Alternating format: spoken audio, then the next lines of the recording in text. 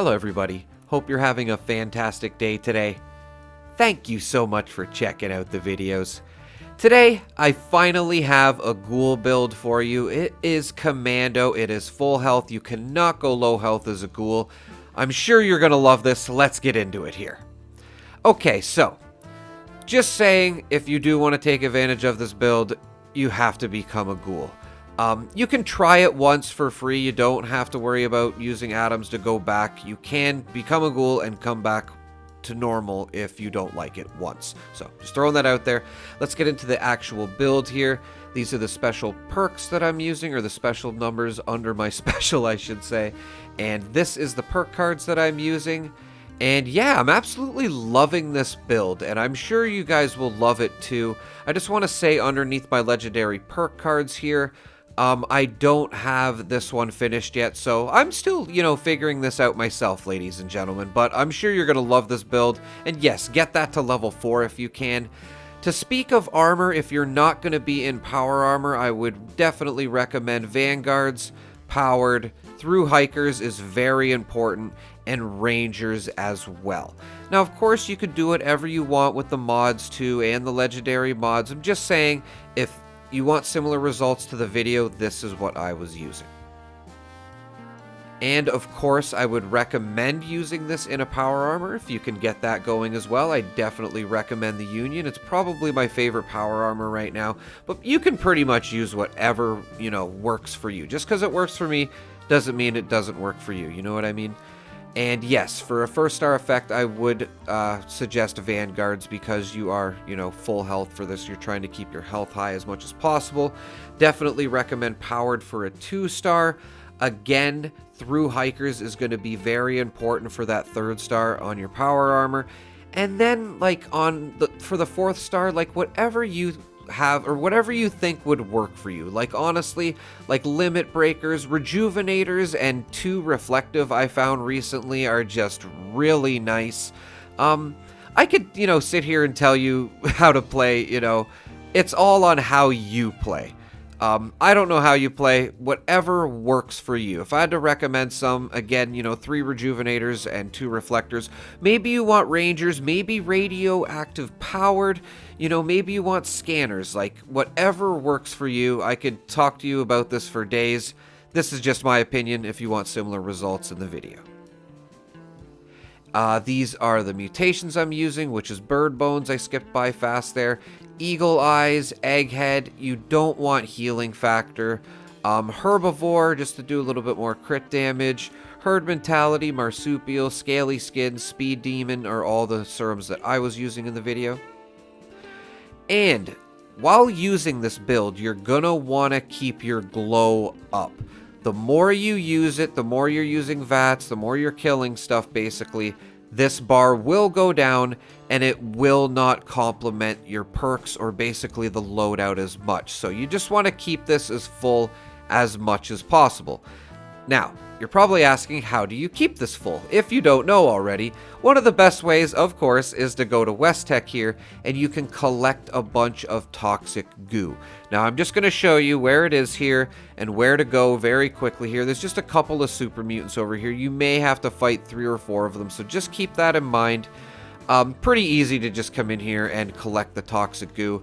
And if you have that Through Hikers on, this will not weigh too much for you, and you can carry a ton of it. I usually carry about 100 of it on me at a time, and you're gonna see it will fill up your glow very fast.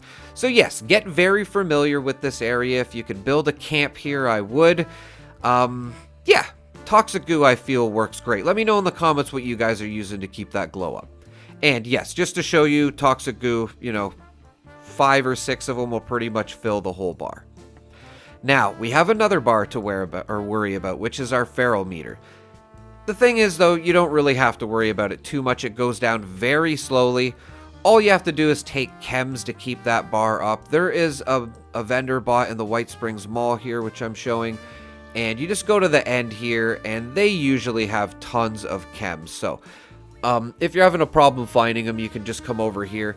I would try to stick to one chem, unless you're a junkies build, of course, but I would just try to stick to one, because you're probably going to get addicted to this chem. If you can find a chem that has, you know, little disadvantages when you get addicted to it, would probably be the best chem for you to take, or just whatever, you know, keeps that feral meter up. And you can see here, I was just using Psycho Buff, and it fills the bar fast, and it'll take a while before that goes down. It takes a while. This build is also extremely tanky. Even if you're not in a power armor, like, you have so much time to hit a stim pack, so much time to take some toxic goo. You will not die using this build unless you're really not paying attention or you just get in a really extremely bad predicament. Pretty much the only way you're going to die. And this is not even in a power armor. If you're in a power armor, like, oh my god, you can probably go take a poop and come back because you're probably still going to be alive. Like, it's just, it's kind of ridiculous how much damage you can take here. I'm going to show, like, even the behemoth here hitting me is doing very little. Like, almost nothing. It's just hilarious. Like, you're going to have so much time to hit stim packs or take more toxic goo to keep these bars filled. Being a ghoul, I will say, one of the best things about it is that you are extremely tanky. Now, to get into some damage that this build will do, you will not have a problem killing everything around you. Scorch Beast Queens, you can pretty much do everything. I wouldn't go fight Earl solo, but I probably wouldn't do that anyway. But just saying, you know, any enemy you come across in the Wasteland, like general mobs are just going to drop instantly. This build is very powerful. Very good for rifles. Just want to say too, I'm not a huge fan of Gun Fu, but you might be, so I'm just showing if you can find a way to throw this on, maybe take off Action Boy. It will give you more damage and automatically swap to targets. As I'm showing here, I'm not even hitting the VATS button. It's just hitting all of these guys all by themselves. It even snapped onto the Scorch Beast there. It is actually a pretty good perk. I like using it for certain circumstances, but not on the regular, if that makes sense. And yes, this is definitely a raid build. You should have no problem surviving in raids being a ghoul. I would recommend being in a power armor. And yeah, again, maybe not go fight the snake yourself. You probably could, but just saying, raids are always better with a team. And to get into the weapons I was using, I really want to talk about the Ticket to Revenge. If you didn't realize, it has the Furious effect on it, and it has double ammo capacity, so this is a very good weapon right now if you can get your hands on it. I will link a video in the description explaining how to get this weapon if you don't already have it or you got rid of it. You might have to start a new character.